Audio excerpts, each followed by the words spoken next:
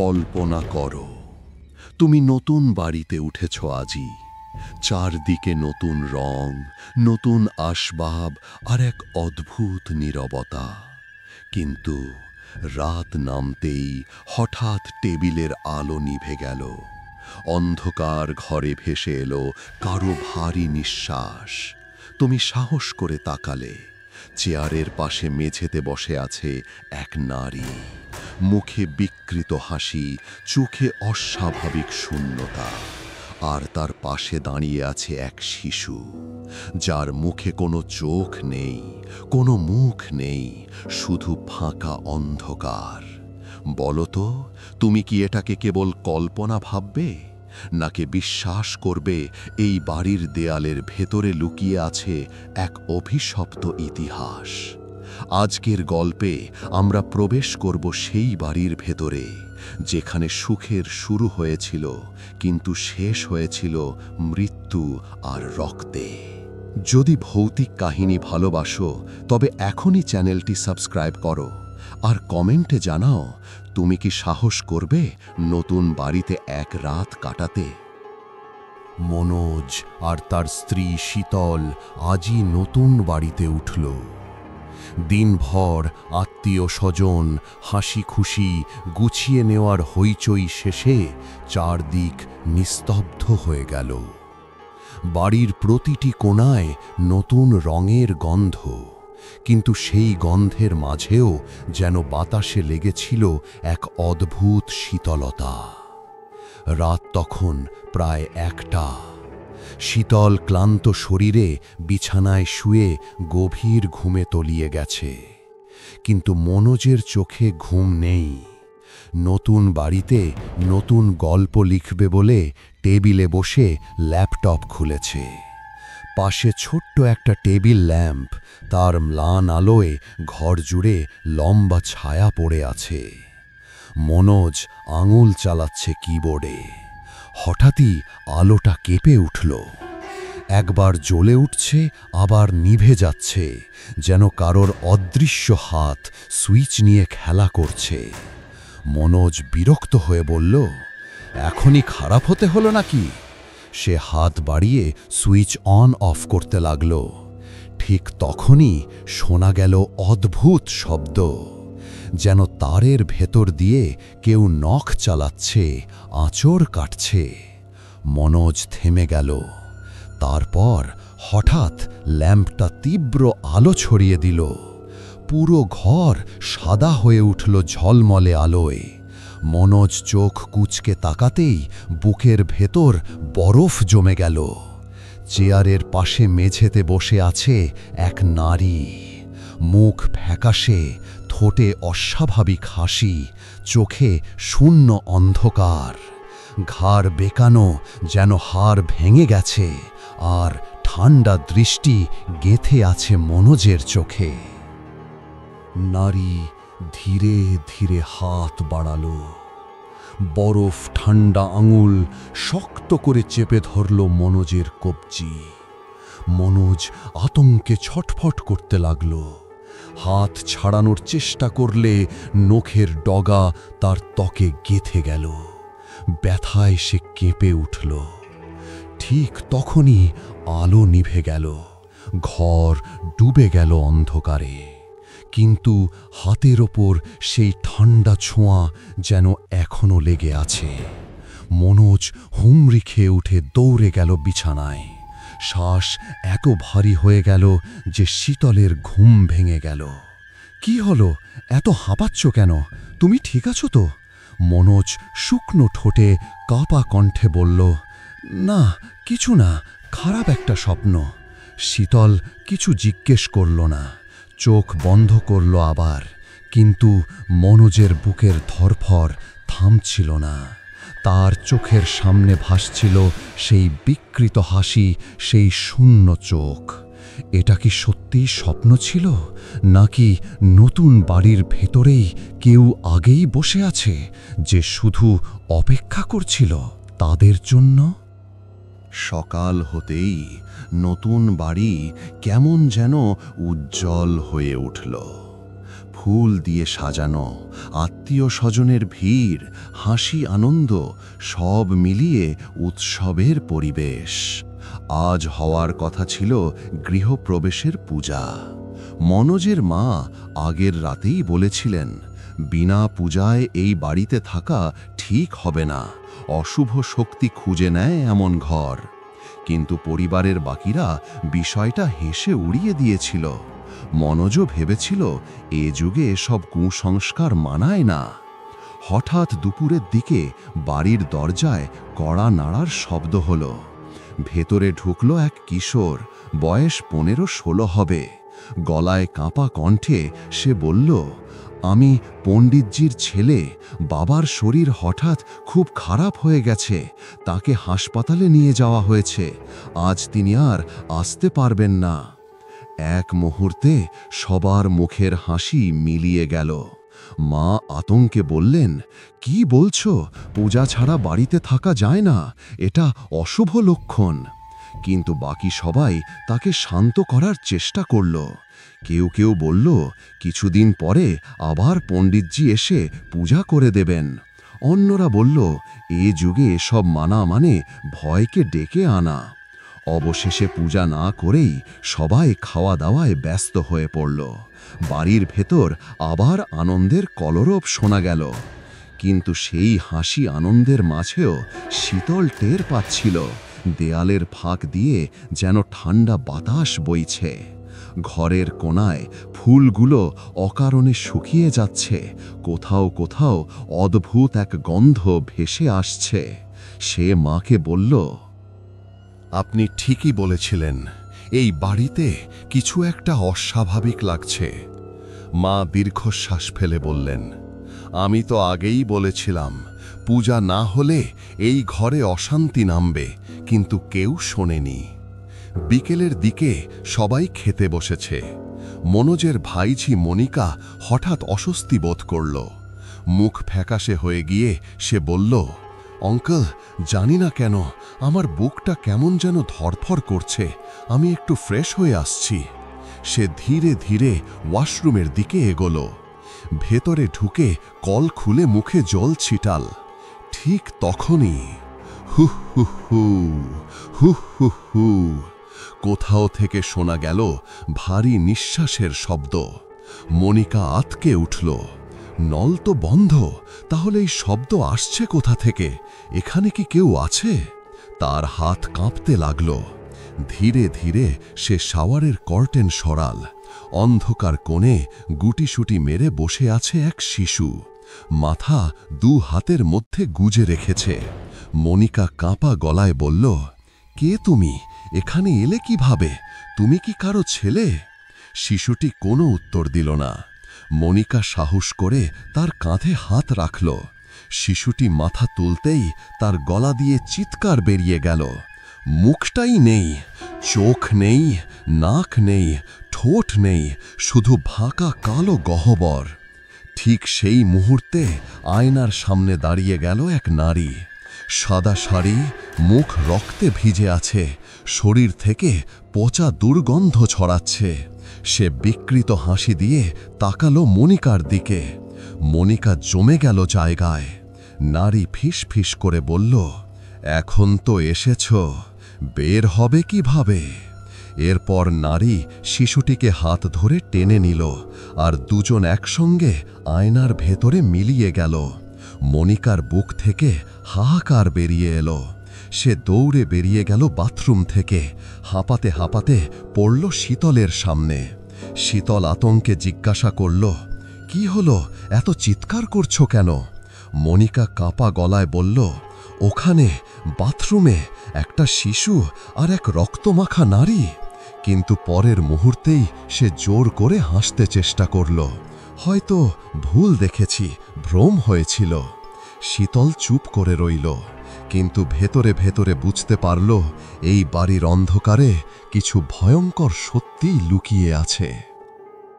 Bathroom থেকে দৌড়ে আসার পরও মনিকার বুক ধড়ফড় থামছিল না। সে বারবার জলের বোতল থেকে চুমুক নিচ্ছিল, কিন্তু হাত এত কাঁপছিল যে জল ছিটকে যাচ্ছিল। শীতল তার কপালে হাত রেখে বলল, তুমি কি নিশ্চিত শুধু ভ্রম হয়েছিল? তোমার চোখে এমন আতঙ্ক আমি কোনো দিন দেখিনি। মনিকা ঠোঁট কামড়ে চুপ করে গেল। মনে মনে সে বুঝে গিয়েছিল যা দেখেছে তা কোনো ভ্রম নয়, কিন্তু ভয়ে কাউকে বিশ্বাস করাতে পারছিল না। সন্ধ্যা নাগাদ অতিথিরা সবাই একে একে বিদায় নিল। বাড়ি আবার নিস্তব্ধ হয়ে গেল। মনোজ আর শীতল নিজেদের ঘরে ফিরল। শীতল মুখে রহস্যময় হাসি নিয়ে এসে বিছানায় বসে পড়ল। মনোজ অবাক হয়ে জিজ্ঞেস করল, কি হলো? কিছুক্ষণ আগেই তো তোমার মুখে চিন্তার ছাপ দেখেছি, এখন হঠাৎ এত খুশি কেন? শীতল ধীরে ধীরে তার হাত ধরে বলল, তোমাকে একটা সুখবর দেব। মনোজ বিস্মিত দৃষ্টিতে তাকিয়ে রইল। শীতল ফিসফিস করে বলল, আমি মা হতে চলেছি। মনোজ যেন এক মুহূর্তে সব ভুলে গেল। চোখে পানি এসে গেল খুশিতে। সে শীতলকে বুকে জড়িয়ে নিল, বারবার বলল, এটাই তো সেই সুখবর যার জন্য আমরা এতদিন অপেক্ষা করছিলাম। কিন্তু ঘরের কোণায় রাখা আয়নাটা যেন অন্য কিছু প্রতিফলিত করছিল।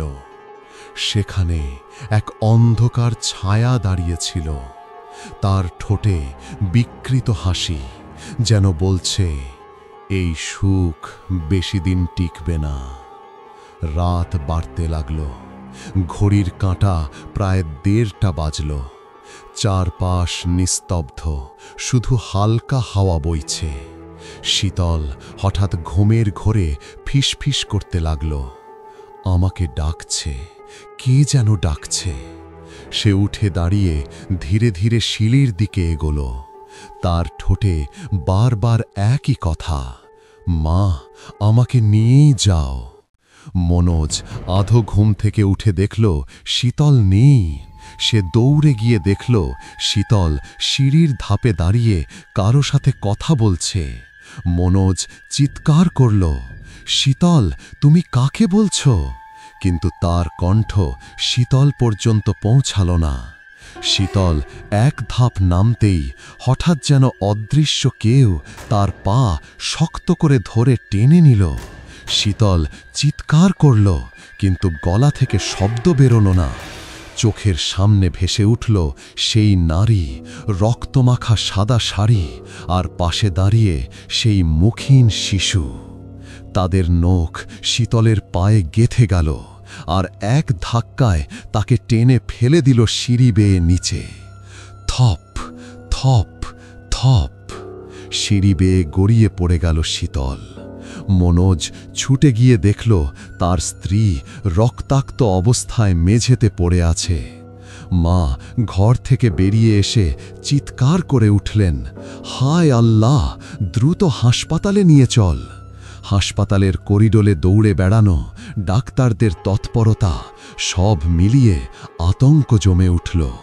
কিছুক্ষণ পর ডাক্তার গম্ভীর মুখে বেরিয়ে এসে বললেন, আপনার স্ত্রী বেঁচে গেছেন, কিন্তু দুঃখিত, আপনার সন্তানকে আমরা বাঁচাতে পারিনি। মনোজের মাথায় যেন বাজ ভেঙে পড়ল। শীতল ভেঙে পড়ল অশ্রুসিক্ত আর্তনাদে। মা চুপচাপ কাঁদছিলেন, ঠোঁট কাঁপছিল কার। আমি আগেই বলেছিলাম, পূজা ছাড়া এই ঘরে থাকা ঠিক নয়, এই বাড়িতে অশুভ ছায়া আছে। সেই রাতটা থেকে মনোজ বুঝে গেল, এ বাড়ি আর শুধু একটা বাড়ি নেই, এখানে আছে কেউ যে ধীরে ধীরে তাদের সুখ কেড়ে নিচ্ছে। হাসপাতাল থেকে বাড়ি ফিরে আসার পর পুরো পরিবেশ যেন বদলে গেল। দরজার দোরগোড়ায় মলিন ফুল, ঘরের কোণায় জমে থাকা অন্ধকার, সবই যেন মৃত্যুর খবর দিচ্ছিল। শীতল নীরব হয়ে গেল। আগে যে সে ঘরে প্রাণ আনত, আজ তার চোখে শুধু শূন্যতা। মনোজ সব সময় পাশে থাকলেও তার ভেতরে ভয় চেপে বসছিল। মায়ের সতর্ক দৃষ্টি যেন প্রতিটি কথায় বলছিল, আমি বলেছিলাম না। সেই রাতে শীতল ঘুমোতে চেষ্টা করছিল, কিন্তু হঠাৎ বুকের ওপর অদ্ভুত ভারী চাপ অনুভব করল। তার শ্বাস বন্ধ হয়ে আসছিল। চোখ মেলে দেখল, ঠিক তার বুকের ওপর বসে আছে সেই নারী। সাদা শাড়ি রক্তে ভিজে, মুখ থেকে পচা দুর্গন্ধ ছড়াচ্ছে, আর পাশে দাঁড়িয়ে আছে সেই মুখহীন শিশু। নারীর লম্বা নখ শীতলের গলায় গেঁথে গেল। শীতল ছটপট করতে লাগল। তার ঠোঁট নড়ছিল, কিন্তু গলা দিয়ে কোনো শব্দ বেরোচ্ছিল না। ঠিক তখনই মনোজ ঘুমের মধ্যে হাত বাড়িয়ে শীতলের শরীর ছুঁয়ে দিল। তার গলায় বাঁধা লাল তাবিজ থেকে আলো ঝলসে উঠল। দুটি আতঙ্কিত আত্মা হঠাৎ দেয়ালে ছিটকে গিয়ে মিলিয়ে গেল। শীতল হাঁপাতে হাঁপাতে উঠে বসল, চোখে পানি, ঠোঁটে কাঁপা কণ্ঠ। মনোজ, যদি তোমার হাত আমার শরীরে না পড়ত, তবে আজ আমায় আর খুঁজে পেতে না। মনোজ স্ত্রীর হাত শক্ত করে ধরে বলল, আমি আছি, তুমি একা নও। কিন্তু তাদের দুজনেই বুঝতে পারছিল, এই বাড়ির ছায়া প্রতিদিন আরো গভীর হচ্ছে। কিছুদিন পরের রাত, মনোজের মা পূজা না হওয়ার জন্য আবার দুশ্চিন্তা করতে লাগলেন। তিনি ঘরে ধূপ জ্বালালেন, ভগবানের নাম নিচ্ছিলেন। হঠাৎই মনোজ আয়নার দিকে তাকিয়ে থমকে গেল। আয়নায় শুধু নিজের প্রতিচ্ছবি নয়, আরও কিছু দেখা যাচ্ছে। সেই নারী খুব কাছে দাঁড়িয়ে আছে, তার চোখে ভয়ঙ্কর দৃষ্টি, ঠোঁটে পৈশাচিক হাসি। আর তার পেছনে দাঁড়িয়ে আছে শিশু, যে ফিসফিস করে বলছে, মা, তুমি আমায় বাঁচাওনি, এখন তোমার পালা। মনোজ চিৎকার করে উঠে দাঁড়ালো। আয়না হঠাৎ কেঁপে উঠল, যেন ভেতরে কেউ হাত মেরে যাচ্ছে। শীতল দৌড়ে এসে আঁকড়ে ধরল মনোজকে। আমি বলেছিলাম, এই বাড়িতে কিছু আছে।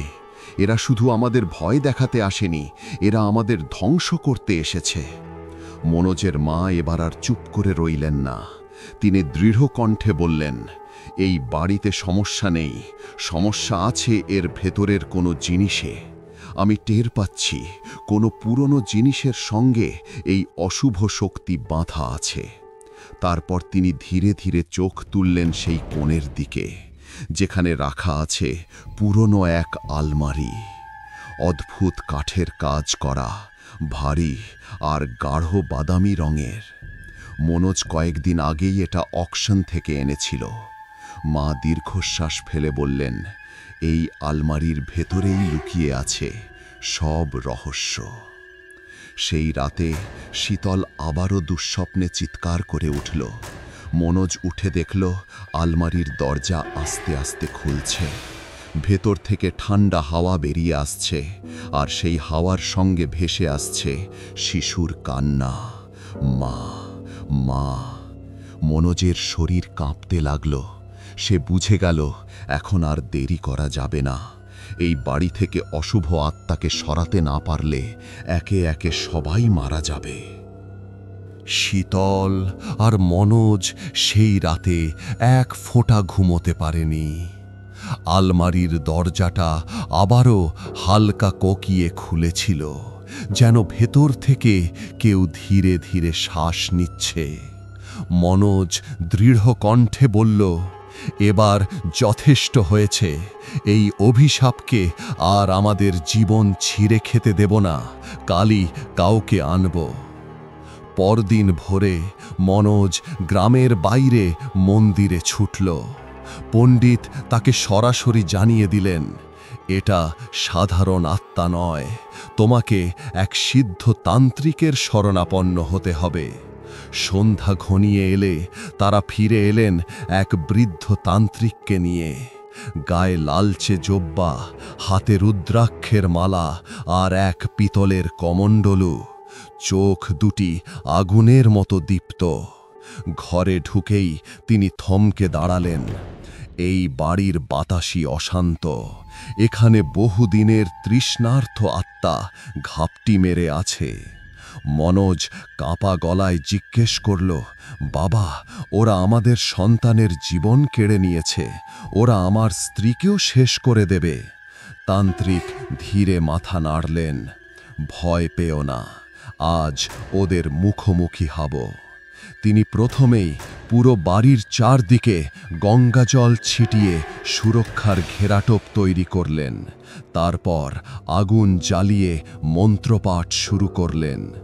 হঠাৎই ঘরের আলো নিভে গেল, দেয়াল থেকে ঠান্ডা হাওয়া বইতে লাগল, আয়নাটা নিজে থেকেই কেঁপে উঠল। আলমারির দরজা ধীরে ধীরে খুলে গেল। ভেতর থেকে বেরিয়ে এলো সেই নারী, রক্তমাখা সাদা শাড়ি, চুল ঝুলে আছে মুখ থেকে। পাশে দাঁড়িয়ে মুখহীন শিশু, তাদের চোখে ঘৃণা, মুখে হাহাকার। তান্ত্রিক বজ্রকণ্ঠে চিৎকার করলেন, দেখো, তোমরা এই দেহ ছেড়ে বেরিয়ে আসো, মুক্তির পথ এখানেই। গঙ্গাজলের ফোঁটা ছুটে গিয়ে পড়তেই নারী বিকট চিৎকার করল। তার শরীর পেঁচিয়ে গেল, যেন আগুনে জ্বলছে। শিশুটি কাঁদতে কাঁদতে মেঝেতে হাত চাপড়াতে লাগল। পুরো ঘরে শ্বাসরুদ্ধকর কান্না আর আর্তনাদ প্রতিধ্বনিত হল। নারী ঝাঁপিয়ে পড়ল শীতলের দিকে। মনোজ দৌড়ে এসে স্ত্রীর সামনে দাঁড়াল, কিন্তু অদৃশ্য শক্তি তাকে দেয়ালে আছাড় মেরে ফেলল। শীতলের গলা শক্ত করে চেপে ধরল আত্মাটা। শীতল শ্বাস নিতে পারছিল না। ঠিক তখনই তান্ত্রিক মন্ত্র উচ্চারণ করে আলমারির দিকে ইঙ্গিত করলেন, তোমাদের বাস এখানেই, আলমারির অন্ধকারে আবার ফিরে যাও। গঙ্গাজলের প্রবল ছিটায় নারী আর শিশুটি হাহাকার করতে করতে আলমারির ভেতরে টেনে নেওয়া হলো। আলমারির দরজা বন্ধ হয়ে গেল প্রচণ্ড শব্দে। তান্ত্রিক দ্রুত তাবিজ বের করে মন্ত্রের শক্তি দিয়ে তালাবদ্ধ করলেন। তান্ত্রিক বললেন, এটা চিরতরে শেষ করতে হবে, না হলে তারা আবার বেরিয়ে আসবে।